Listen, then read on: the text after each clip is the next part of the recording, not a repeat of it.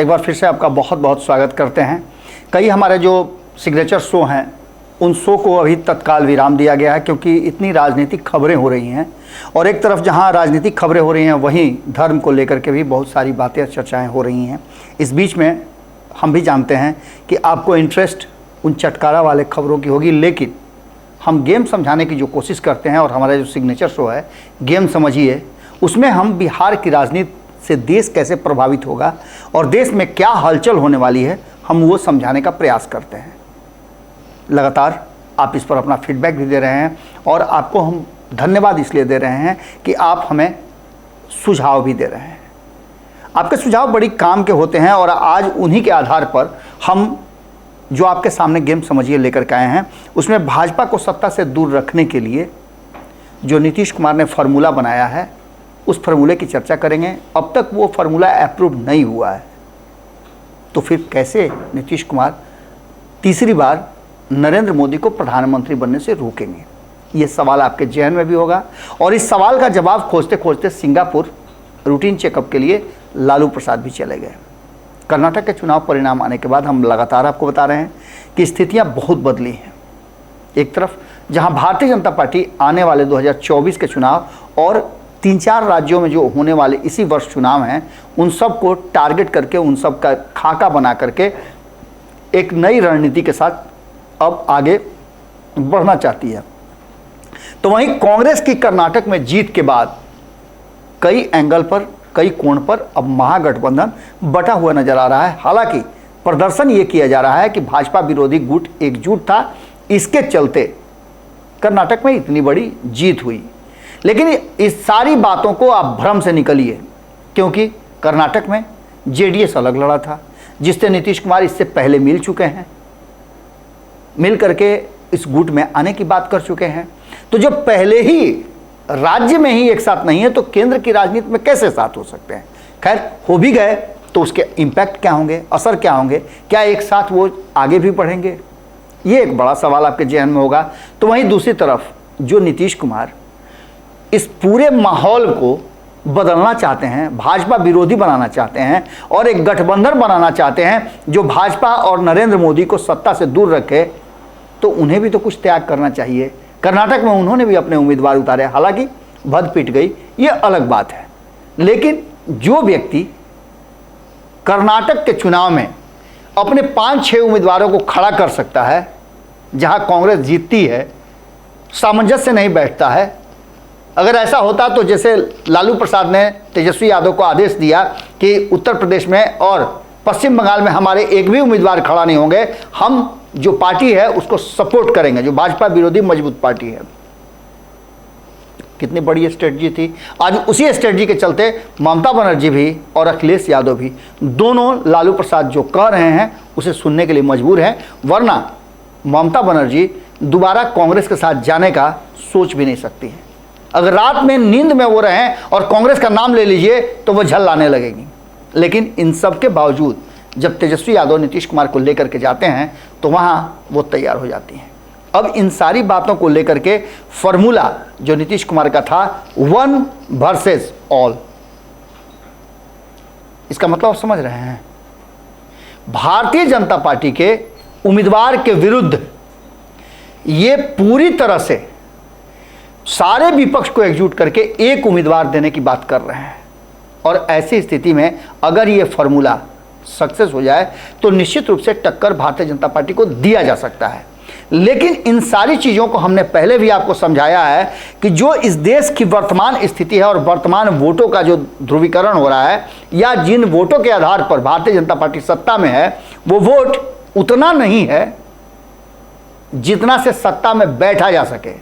लेकिन भारतीय जनता पार्टी बैठी हुई है, विपक्ष में उसके ज़्यादा वोट हैं, लेकिन फिर भी सत्ता में भारतीय जनता पार्टी है। अब इसको ऐसे समझ सकते हैं आप कि अगर 100 वोट है तो 100 वोट में 40 वोट लाने वाली भारतीय जनता पार्टी सत्ता में है और 60 वोट लाने वाली विपक्ष इस लायक भी नहीं है कि उसे विपक्ष का दर्जा दिया जा सके।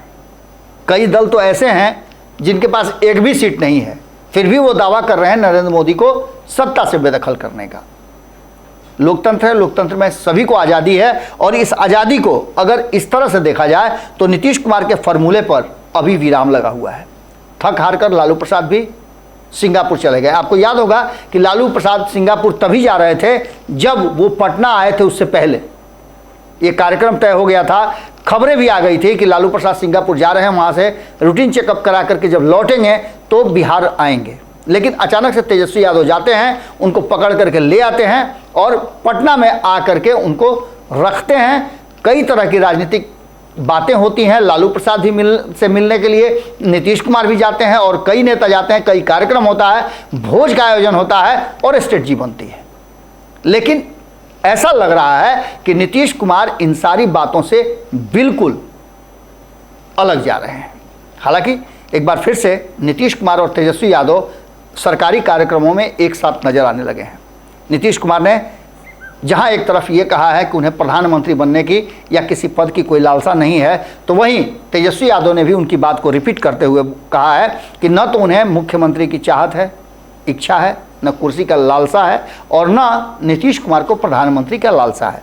अब इन सारी बातों के बीच में जो एक सबसे महत्वपूर्ण बात है कि कांग्रेस जो कर्नाटक में जीती है उसका श्रेय तो सभी लेना चाहते हैं, तो क्या कांग्रेस उसका श्रेय नीतीश कुमार जो उसके विरुद्ध वहाँ चुनाव लड़े थे उनको देगी?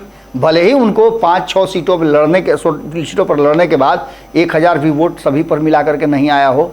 जेडीएस जो 19 सीटें जीत करके आई है वो भी कांग्रेस के विरुद्ध चुनाव लड़ी। तो ऐसी स्थिति में क्या कांग्रेस भरोसा करेगी? इसके अलावा आप देख लीजिए कई राज्यों में, उत्तर प्रदेश की बात करें तो वहाँ भी जहाँ समाजवादी पार्टी के विरुद्ध कांग्रेस ने अपने उम्मीदवार खड़ा किए, तृणमूल कांग्रेस के विरुद्ध अपने उम्मीदवार खड़ा किए। आप चले जाइए उड़ीसा में, वहाँ उम्मीदवार खड़ा किए। कई ऐसे राज्य हैं जहाँ विरुद्ध में उम्मीदवार खड़ा किए और अब जबकि रिजल्ट आया है कर्नाटक का, उसके बाद उत्साहित कांग्रेस कोई भी घास डालने के लिए तैयार नहीं है। नीतीश कुमार का ये मुहिम अचानक से एक जगह आकर के स्थिर पानी की तरह रुक गया है और आप जानते हैं कि स्थिर पानी, बहता हुआ पानी यदि नहीं हो, स्थिर पानी हो तो क्या होता है, वो सड़ जाता है।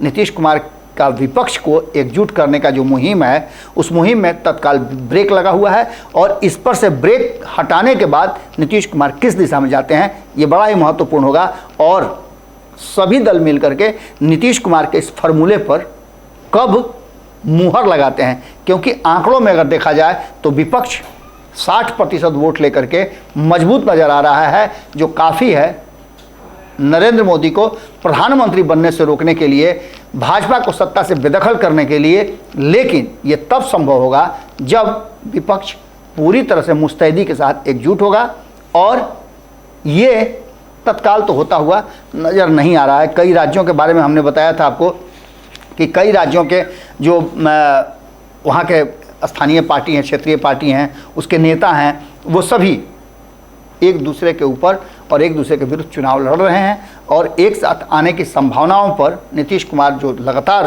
प्रयास कर रहे थे उसमें कहीं ना कहीं विराम जरूर लगा है। हालांकि नीतीश कुमार ने कई बार ये बात रिपीट की है कि कर्नाटक की जीत इस बात का इशारा है कि 2024 में भारतीय जनता पार्टी को सत्ता से बेदखल कर दिया जाएगा।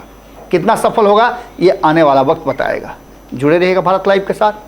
खबरों का सिलसिला लगातार जारी है। यदि आप पंचनामा पर देख रहे हैं तो मेरा आग्रह होगा कि आप कमेंट बॉक्स में अपने विचार जरूर लिखें। गेम समझिए, हम आपसे यहीं विदा लेते हैं। बाकी की चीज़ें लगातार भारत लाइव पर जारी रहेगी। बहुत बहुत धन्यवाद, नमस्कार। अगर ये वीडियो पसंद आई और वह बिहार के राजनीति और बिहारियत से सरोकार रखेनी तो सब्सक्राइब बटन दबा के चैनल के सब्सक्राइब कर ली। ओजे एगो घंटी बा, ओकरा बटन दबा देला से कुल सटीक और मारक खबर रुआ मुफ्त में मिल जाई। अगर रुआ पत्रकारिता के हमनी के नया प्रयोग में सहयोग कर चाहतानी तो ज्वाइन बटन दबा दी। पेटीएम नंबर नोट कर ली 9386816700। धन्यवाद।